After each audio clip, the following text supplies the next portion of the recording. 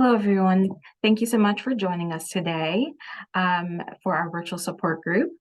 Today, we will be talking about LSVT BIG, and we have Morgan Newton from Atrium Health Huntersville talking to us today. Just a few housekeeping things before I turn it over to Morgan here. So we will be having a Q&A session at the end of today's presentation. So if you have any questions throughout the presentation, feel free to use the chat box as a parking lot for any questions, and we will get to those at the end. And also today's session is recorded and will be available on YouTube later this week. But that is all for housekeeping tools, and we will go ahead and turn it over to Morgan here. Thanks, Kiana. So like Kiana said, my name's Morgan. I am a physical therapist. I'm actually in Pineville. I used to be in Huntersville, but I'm at the Carolinas Rehab location in Pineville now. And today I was just going to share with you guys about LSVT BIG, what it is, and its role in treating Parkinson's. So a little about me first. So like I said, I'm a physical therapist at Carolinas Rehab in Pineville. I'm LSVT BIG certified, which we'll talk a little bit about really what that means. And I've been working with Parkinson's for about 5 years now. I'm a new mom to a 5-month-old little boy. His name is James, and a very experienced dog mom to 2 golden retrievers, Marley and Griffin. So I have my hands full most days now. So just to go over, because I think this is helpful when we talk about what LSVT is and what it treats, how it works, is just to go over some of those like hallmark Parkinson's symptoms, which we all know: resting tremor, rigidity, which is just a fancy way to say your muscles get stiff. Bradykinesia means slowness of movement. Hypokinesia means smallness of movement. You can have that impaired balance and coordination. We tend to see that stooped posture. Arms don't swing quite as much when we walk. All those things are sort of those hallmark characteristics of Parkinson's, which I just felt like were important to highlight before we talk about what LSVT actually does. So again, motor symptoms of Parkinson's, like we mentioned before, those symptoms on that first slide, because of these symptoms, people tend to move very small and very slowly.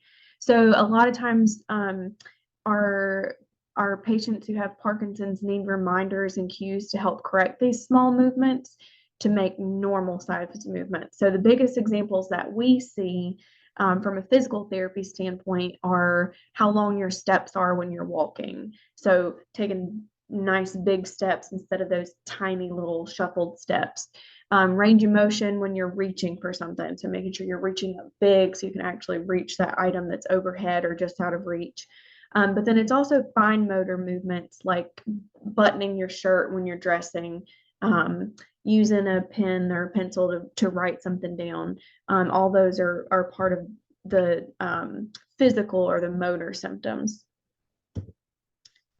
So exercise can actually help reduce the motor symptoms and non-motor symptoms, which are things like depression, speech, handwriting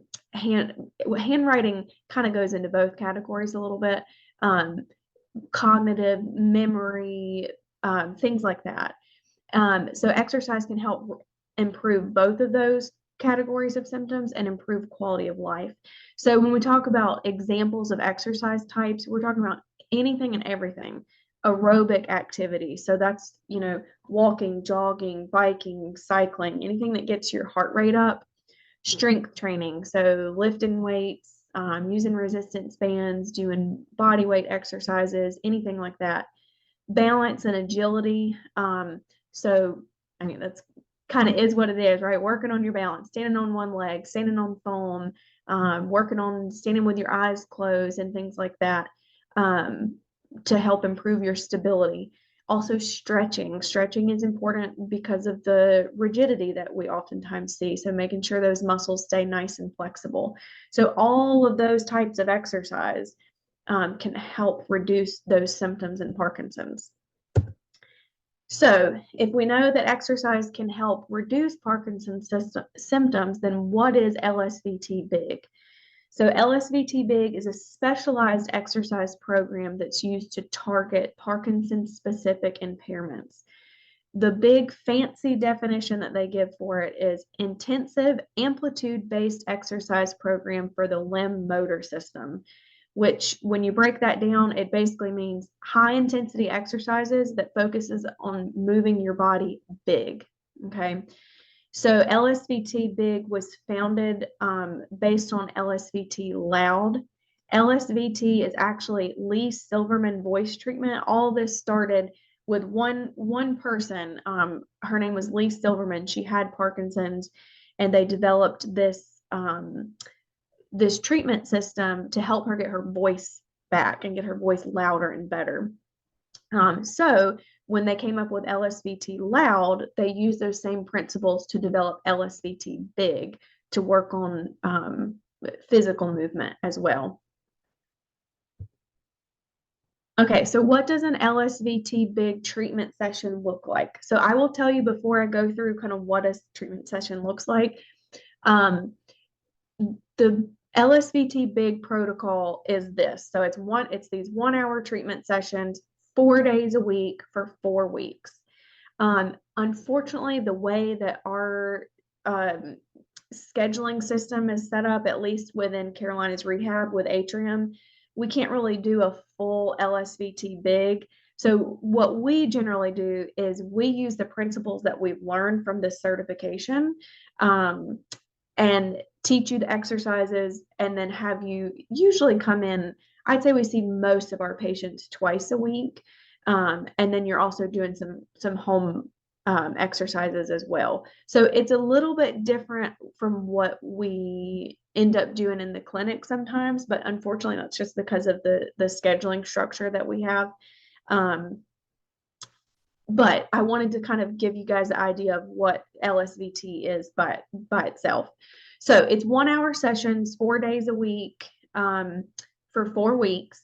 And then there's 4 components to it. So there's the maximal daily exercises, functional component tasks, big walking, and hierarchy tasks. So we'll talk about what each of those mean.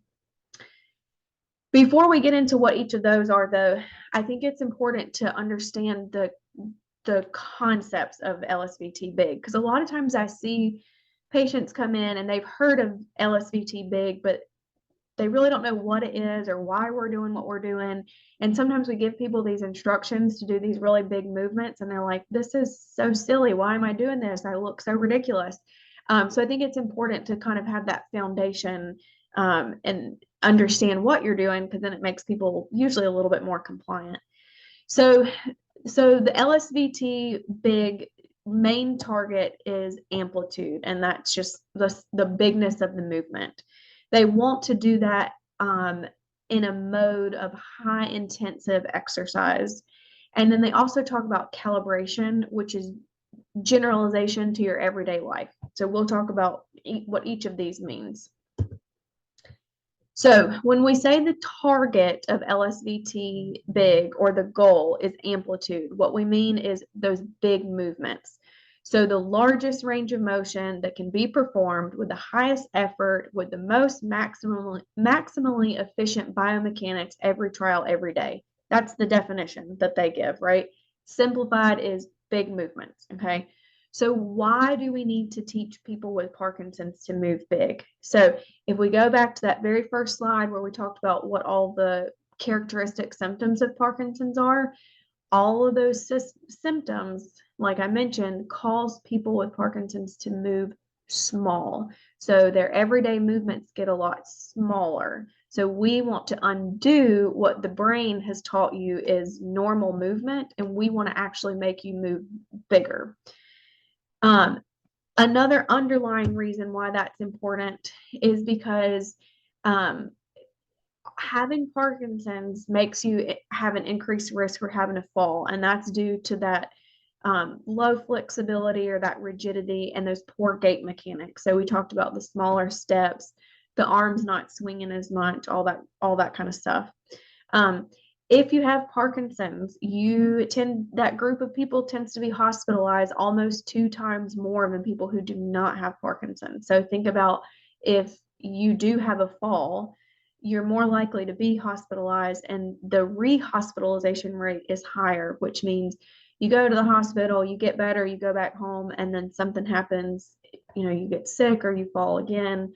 And then also in the hospital, people with Parkinson's tend to have a decline in function below their baseline ability, which means if you went into the hospital and you could walk 1 mile with no problems, that was kind of your physical ability baseline. When you get out of the hospital, now maybe you can only walk half a mile. That's just an example. So I just highlight that to kind of point out why it's so important for us to retrain the brain how to make those big movements, because those are sort of the implications that research has shown, that can affect your safety and everyday activity. Okay, so a question that I get a lot, like I said, is will I not look silly if I practice moving big all the time?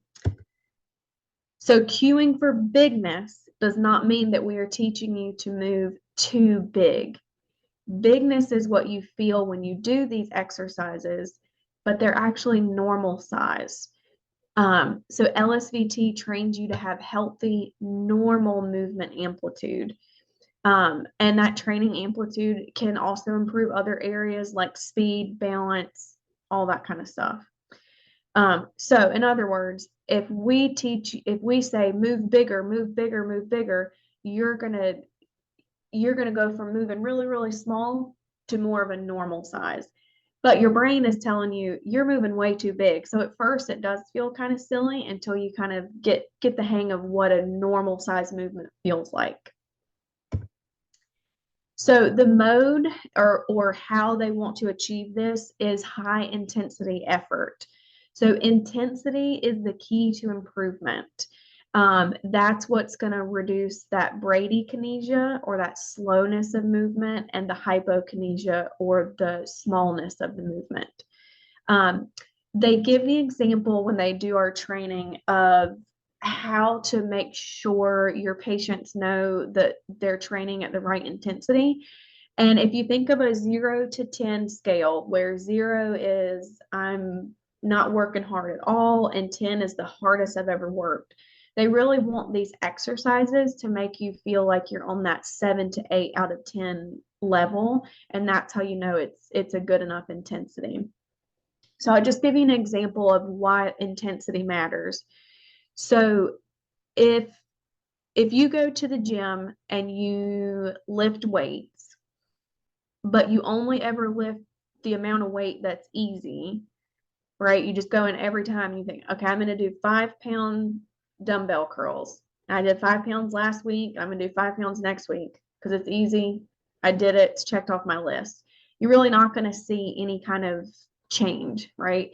So even when we're talking about other forms of exercise, the same principles apply. If we just gave you an easy exercise to do, well, maybe it's great that you did it, you checked it off the list, and you can say you exercised that day, but it's not enough to make those true changes in those Parkinson's characteristics. So we really need that high intensity, high effort to make those changes. So another idea or theme that the LSVT trains is what they call sensory calibration or generalization. I think those are two fancy words that can really be, you can think of it more as autopilot, right?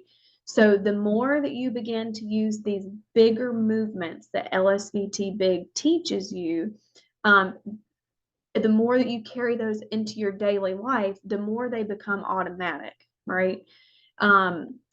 So we teach you to use these movements with specific exercises, but then we also try to give you ideas of ways that you can practice the exercises at home, but also kind of carry over those same concepts into everyday life. So that's what helps that calibration, that generalization or makes you go into that autopilot mode. A good example of this, I'll use my 5-month-old for an example. So he just recently learned to roll. And so in the beginning, I mean, you could see in his face, he was so frustrated when he would be right on the edge. It's like he knew, okay, I have to move my body a certain way. I need to get my arm here, I need to get my leg there. And then he'd roll over and he's like, oh, okay, I got it. Well, then I'd be mean because I'm a physical therapist and I make him exercise all the time. And I'd flip him back over. And now he's got to go through this whole process again. Okay, I got to get my arm up, I got to get my leg ready. But he practiced it enough, and now he just rolls, right? So this is kind of what LSVT Big is getting at. If we practice this stuff enough and we give you enough opportunity, not only to practice the exercises, but to use these concepts in everyday life, then you start to move bigger in everyday life, maybe even with activities that we didn't directly practice during the LSVT Big treatment. So that's kind of the idea behind that generalization. Again, I think autopilot is probably a better term for it because you just start to use those bigger movements automatically. Okay, so getting into what actually happens in an LSVT Big session. So the exercises are split up into 2 groups, and I have pictures of these on the following slide. So these are just the names of the exercises. So we have sustained movements, and then we have repetitive movements. So the sustained movements are 2 reaching exercises, floor to ceiling and side to side. And then we have repetitive movements, the forward step, lateral step, backward step, rock and reach, and sideways rock and reach. I generally spend most of my time with patients working on the repetitive movements, and we'll talk about why once it'll make more sense kind of once you see the pictures on the following slides. Okay, so I'm going to show you pictures of each of the individual exercises. So this is a sustained movement. So this is floor to ceiling. So this one, you start out sitting up nice and tall, arms or hands on your thighs. You reach out in front, down to the floor, up nice and high, out big, and then end back in the same position. So each one of these positions you can hold for about 5 to 10 seconds. And this is important actually for posture, trunk mobility. Again, going back to that first slide, this helps all of those hallmark characteristics that we talked about. So it gets you out of that stooped posture, gets you up nice and big, gets your shoulders working. So really bringing you up into that good posture position and making you hold it. So then it works kind of on the endurance and those muscles too. So the other one is the side to side. So this one, you start with your arm out to the side and then reach and turn. So this one's great for that trunk rotation mobility. So being able to turn side to side, because you need to be able to do that actually when you're walking. If you walk and your trunk doesn't turn at all, that's what gives you kind of those staggered steps a little bit and that overall stiff feeling and kind of stiff look. So this helps with that trunk mobility. So these are the ones, like I said, that I spend the most time on. So the first one is the forward step. So you start with your feet about shoulder width apart, and then you take a step forward and then back to where you started. So I like the stepping exercises the best because I think this is the best way for patients to see how this is going to affect their daily life. We talk about fall risk and changing your gait mechanics and all that kind of stuff.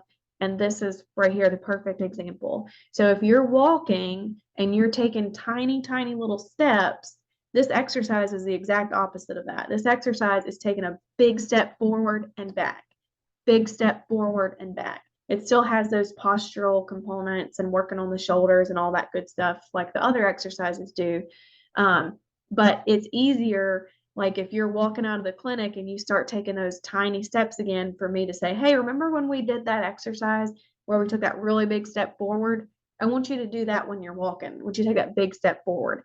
And again, at first people are like, well, that's just ridiculous. Why would I take such a big step? But we are training the brain to move normally. And in order to do that, we have to kind of over exaggerate some of these movements. So the same is true for the lateral step. So it's just stepping out sideways and then back together. And then obviously this one, we would do all of these you can do on both sides. The backward step, this one's kind of hard for people. And sometimes I get a lot of questions about, well, when do I ever step backwards? I don't walk backwards.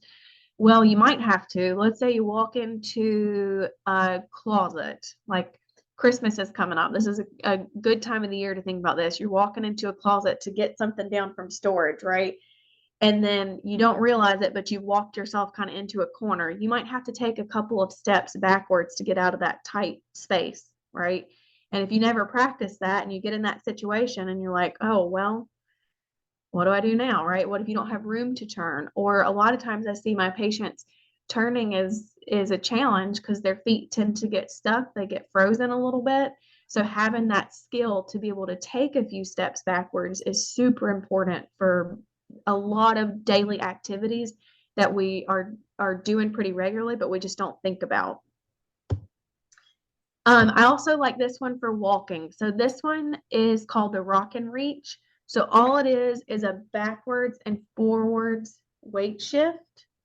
And it's the exact type of weight shift that you have to do when you walk. And she has her arms involved too. So again, if you're walking out of my session and you start doing those tiny steps and not really moving your arms, I can say, hey, remember when we did that exercise where we rocked back and forth and we were moving our arms? I want you to pretend like you're doing that same exercise as you walk. And that's just kind of that reminder of, oh yeah, this is what this is supposed to feel like for my steps and my walking to be more normal size. And then this one is a sideways rock and reach. So, working on your balance, working on your posture, your shoulders, getting everything upright, and taking also that bigger step at the same time. She's got her feet nice and wide. So you can see the theme is exactly what it sounds like, right? Everything we're doing, we're amplifying the size of it. We're moving big the whole time. Okay. So you may be looking at some of these exercises and thinking, either for yourself or a family member, well, that all sounds great, but what if they can't tolerate standing up? Or what if I'm afraid I'm going to lose my balance if I don't have something to hold on to? Adaptations can be made for every exercise to increase or decrease the challenge. So here's just some examples of things that we add or change with these exercises to sort of meet patients where they are. So if balance is still kind of iffy and we need to work on that a little bit, maybe we have you hold on to a chair or stand next to the counter, and you're going to perform the exercises one side at a time. So we do that a lot. If standing is just not gonna work, we can do these sitting, we can do these lying down, and we have pictures of each of those. So if we go over those in the clinic and we think, okay, well, you really probably are safer if you do this one at home sitting. We have pictures of all these exercises sitting, so you know exactly what you're going to do at home. We can add a dual task, which I'll talk in just a second about what that means. You can hold on to weights. You can step onto an unsteady surface. There's lots of different things we can do to make these exercises either easier or harder to keep you in that 7 to 8 out of 10 intensity range like we talked about earlier. Because for some people, if you just did those exercises the way I described them, they're going to be too easy. For other people, they might be too difficult. So we've got plenty of ways that we can kind of modify those to make sure that you're kind of getting your bang for your buck. So what is a dual task? So I like to point this out because I think this is so important. So it's kind of what it sounds like. It's doing two tasks at the same time. It can be a cognitive task like counting, naming items, or it can be a motor task like carrying a tray of food or something like that. The reason that we like to practice this is because it mimics real life scenarios. So the example I always use with my patients is going to the grocery store. If you go to the grocery store, you have to walk in the front door. you have usually a list of what you're going to get. So you're looking at your list and you're usually thinking ahead a little bit if you want to be efficient, right? So you're thinking about, okay, what's on my list? What area of the store do I want to head to? What items should I get next? So like maybe these two items are close in the store. I need to get both of those while I'm over there. You're navigating around other shoppers, it's, displays in the grocery store. So all that to say, you're never going into the grocery store and just walking in, big empty warehouse, and then walking out, right? That would be super easy. So we have to add a layer to this training sometimes to kind of simulate that. So when we say walk big, and you're getting it down pat and it's improving, well, now let's pretend this is real life. Now let's walk and talk about something else or do something else and see, can your brain do two things at once? Can your brain keep up the skills that we've learned while also doing these real life everyday tasks? And that's a super important part to work on because we know with Parkinson's, not only do we have these physical symptoms that we've talked about, but sometimes we have those cognitive symptoms. So, memory, difficulty concentrating, difficulty sort of problem solving and thinking things through. And so that dual task training really helps that.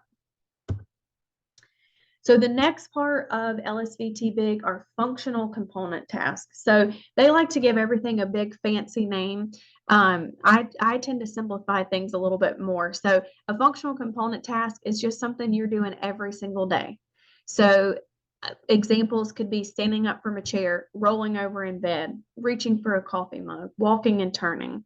But it should be a task that's important to you. So usually with our patients, we make them tell us on the first day 3 activities there that are important for them to be able to be better at when they leave therapy. A big one I get is standing up from a chair, especially a low chair or a chair without arms. Walking is a big one. So these are all things that we want to help you work on so that you can, again, see that direct carryover in everyday life. So the protocol for LSVT BIG calls for 5 reps of each of 5 everyday tasks. So again, for us tracking sort of our goals and things as far as the physical therapy standpoint goes, like I said, we usually pick 3. But we can certainly work on more than that. And it's just practicing these individual tasks. The difference with the functional component task and the next thing we're going to talk about is that these tasks are all very simple. They're one step. So sit to stand, you just stand up, right? Reaching for a coffee mug, it's just one step. Okay. The next thing we practice is big walking. So walking with big arm swings and big steps. Again, this helps to normalize that stride length, posture, and arm swing. And this also can be progressed as you improve. So we can work on direction changes, carrying weights, and then again, that dual task training. So can you tell me as many things that start with the letter F as you walk? Or can you tell me as go through the alphabet and tell me a food for each letter? Just to kind of train that real world stuff. So then the last thing is the hierarchy task. So this is practicing more complex tasks by breaking them down into smaller tasks. So that's why I pointed out that the functional component task is just one step, sit to stand. It's just standing up. Whereas an example of this would be walking big and increasing would be playing golf as the example. And then the components to that are walking big and increasing your endurance, bending down so that you can pick up the golf balls, set up the tee, etc., carrying the golf bag while you're walking. So that's kind of why I put this upside down triangle on here. So we start with the main idea, right? So the main goal is playing golf. And then each thing below that are the smaller pieces that make up playing golf. And those are things that we can work on making you just a little bit better, a little bit safer with. We also, like I mentioned earlier, we do give you handouts to complete exercises at home, and that's something that's expected as part of that LSVT big protocol. Because so if you remember back when I said the sessions are supposed to be an hour long, 4 days a week, but just like anything, if you only practice something and for 4 hours a week, you're probably not going to get that good at it, or it's going to take a really long time to get good at it. It really, you have to put in more practice other than just what you're doing in the clinic with your therapist. So that's why the home exercise program is so important. And then other areas to work on, like we talked about, that cardiovascular endurance. So walking, biking, swimming, whatever it is. I've had people that do a lot of different things for cardio. It runs the gamut. I've got pickleball players because that seems to be really popular now, and that's a good way to get up your cardiovascular endurance. And then I have people who have like a stationary bike in their living room, and maybe they get on that during commercial breaks, watching TV a couple times a day. So there's a wide variety of skill levels and things that you can do. Working on your flexibility, working on your balance. Those are all things that we can give you extra exercises to work on for as well as part of that home program. So that's pretty much LSVT Big in a nutshell. So what questions can I answer for everybody?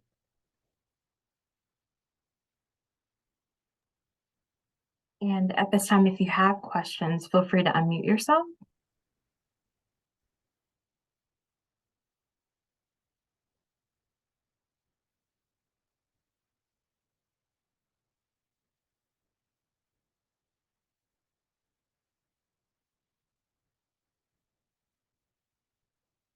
Anyone have any questions? Okay, I do. Go ahead. When you are rigid, what's I guess a tip to begin walking big? You know, you really can't step at all. So what's a tip to maybe get you out of your rigidity so that you can begin to take big steps? So that's a really good question. So sometimes when we have people that come in, we're not quite ready to practice that big walking from day one for that reason. Maybe we do need to work on the rigidity a little bit. So I would say anything that you can do.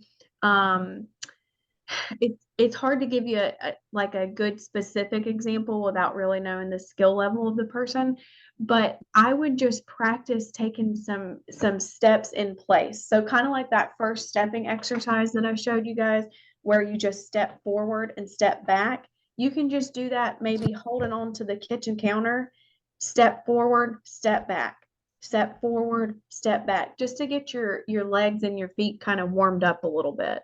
And that's really kind of the idea of some of those exercises. Um, it also really depends too, like this is not something I mentioned, but just something I thought of. If you use an assistive device, like a lot of our people use rollators and walkers and things, then it's hard to kind of get your arms involved because obviously they got to be holding on. So then the focus would be more on just the step length. But that's what I think a very general answer without knowing the skill level of the person is just sort of working on those steps. So again, stationary, step forward, step back, step forward, step back with each foot, just to get you warmed up a little bit. No, that makes sense. It really makes sense because sitting down, doing the chair exercises with moving your foot backwards and forwards or up and down, it's all to get you to prepare to walk. They're beginning skill levels to begin that you would need to know before you can walk. So that makes sense. Yep, exactly. And that's a good point. It's something you could definitely do, like I said, sitting. Just again, depending on the skill level of the person. But yeah, you're exactly right. It's all components of things that you need to be able to do in your everyday life. Thank you. You're welcome.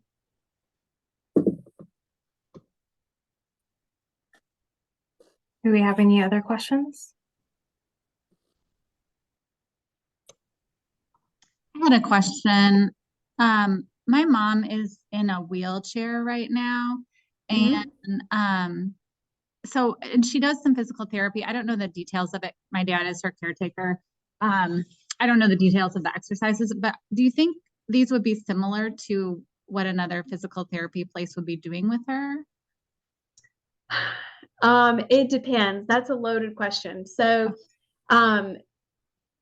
it any and all exercise is good, right? We already know that it's gonna, help kind of reduce those motor symptoms and things like that.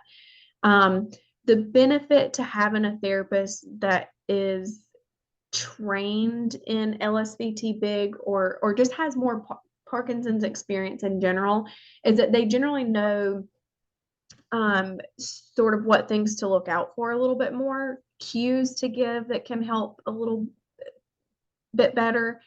I'll give you an example. I had a guy last year who was pretty newly diagnosed, and came to me, didn't know anything about Parkinson's. And we spent a lot of time in the beginning just education. Okay, what to expect? Why do things feel the way they feel? How can we move? How can we do things differently to make you safer? How can we modify the environment? All those types of things. And because he was newly diagnosed and didn't have a good foundation for what Parkinson's should look like or how it should progress, we ended up actually sending him back to the neurologist to get some medications managed a little bit better because we were just noticing a faster progression than what we would expect. So I think that's one big thing is just having a therapist that has that knowledge base, can help maybe push you in the right direction a little bit faster. And it was that simple for him. He went to a movement specialist. He got his medication dosage adjusted the way it needed to be, and then he was very successful with us. So I think that's a big thing, that's a big difference between just maybe general exercise and working with a therapist who has a little bit more knowledge and experience in that area. Okay, I'll find out more from my dad what specifically like who they're going to. And then I missed the beginning. Are you guys like a specific physical therapy group? Yeah, so I work for Atrium Health with Carolina's Rehab in Pineville. And actually, just since you asked that, to give you a little bit of a background on our clinic. So we have 3 physical therapists who are certified in LSVT big, and then we have 2 speech therapists who are certified in LSVT loud. So that's the voice side of the treatment. And then we also have, I think, 1 or 2 OTs. I think they're both certified in, they're either certified in LSVT big or they at least treat our Parkinson's population as well. So that's another thing. You don't have to be LSVT big certified to do physical therapy, treatment with the Parkinson's population. But so we have all 3 disciplines that do see Parkinson's. And are you in this area too? Like Cary, Raleigh? Oh, I guess, I don't know. This could be anywhere. Do you guys? Yeah. So our clinic specifically is in Pineville, like right outside of Charlotte. Okay. But there are clinicians that are certified everywhere. There's actually, if you just Google LSVT big physical therapist, when we get certified, there's a list that we can be added to, and you can search for clinicians in your area. Okay, perfect. Thank you.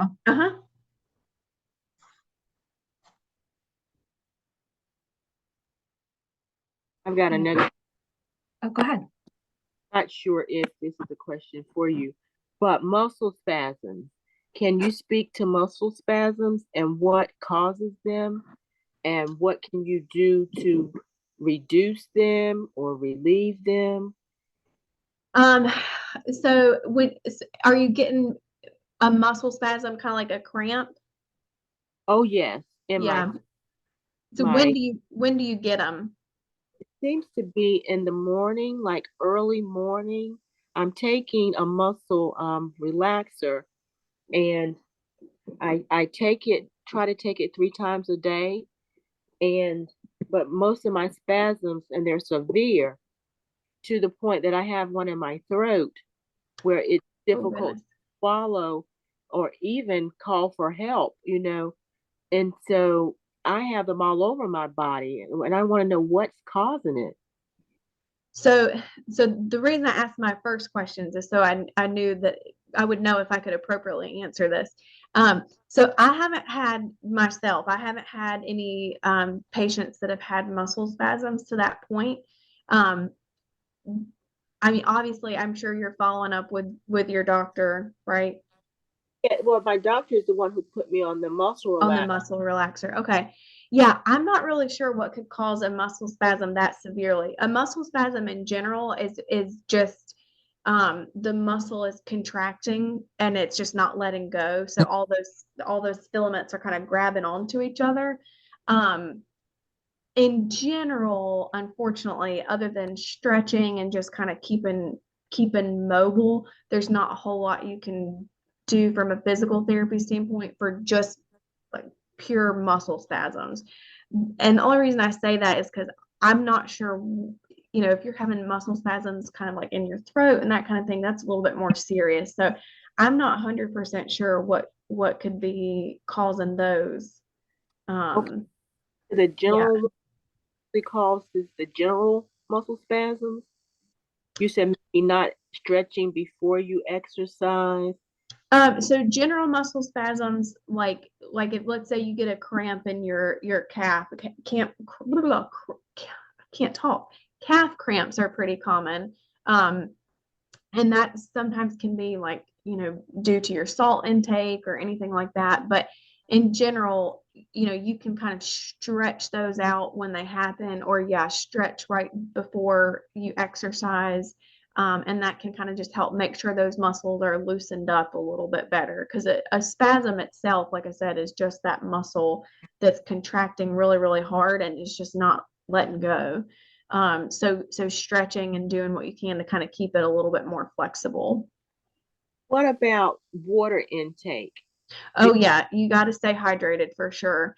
That helps with that helps with everything. I mean, every system in your body needs water to function.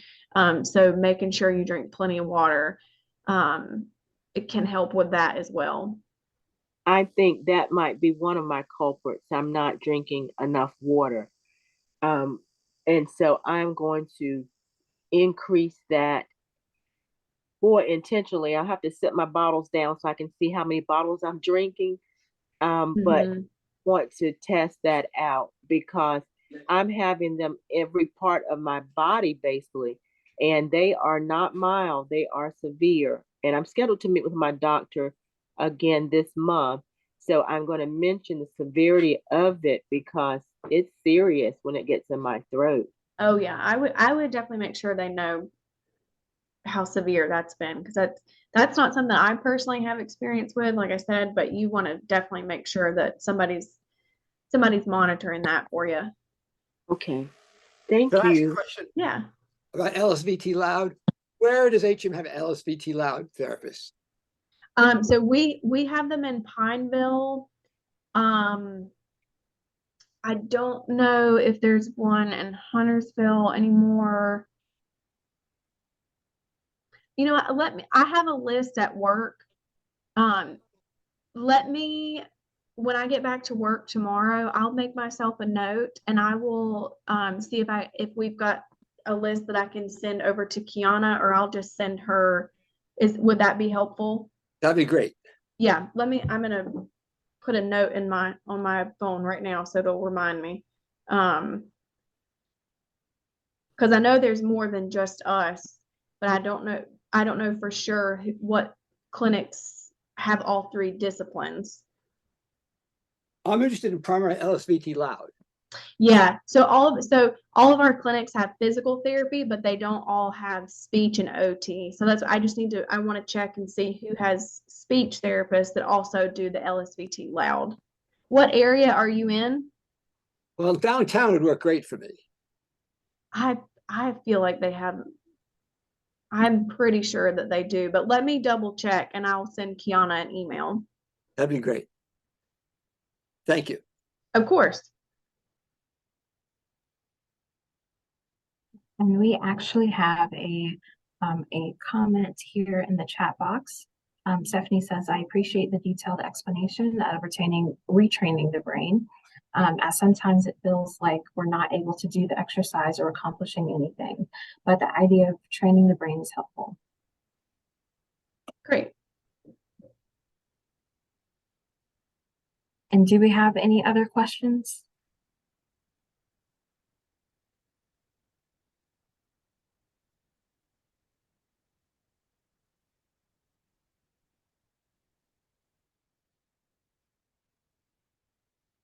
Okay, well, I guess, Morgan, do you have any maybe last minute takeaways just for people to take with them? One takeaway, if nothing else, is just keep moving, keep exercising. There are lots of research out there to support the fact that exercise in general does help reduce the progression of Parkinson's. Something I tell my newly diagnosed patients all the time is, Parkinson's unfortunately is a progressive disorder, so we can't change what's already happened. We can't reverse those changes, but there are mountains of research to prove that we can slow that progression, and we can keep you functioning and mobile and safe for a lot longer than we probably thought we could 20 years ago. So just stay active, keep moving. If you're a family member or a loved one, keep encouraging your family members with Parkinson's to stay active and exercise. In anything counts. We just got to get you moving a little bit. Thank you for that, Morgan. So without further ado, if there's no other questions, we will go ahead and wrap up today's session. So thank you so much, everyone, for joining us today. Thank you, Morgan, for all this knowledge here. Hopefully everyone leaves here today with some key takeaways. And I will be following up with Stephen with the once I get the list from Morgan here. But just a reminder to everyone, the session will be available on YouTube later this week. But feel free in the meantime, if you have any questions in regards to the presentation, you can reach out to me and I can connect you with Morgan here. And thank you so much for having me today. I hope everyone enjoys the rest of their Wednesday. Yes, thank you so much for being here. Thanks.